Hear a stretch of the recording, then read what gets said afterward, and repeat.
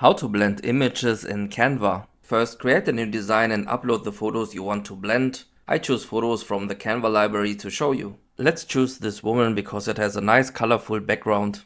After adjusting the size and the position of this photo, I try to find a nature photo, for example this one. Let's mirror or flip it horizontally and adjust the size and the position. Now all you need to do is go to apps and find the image blender.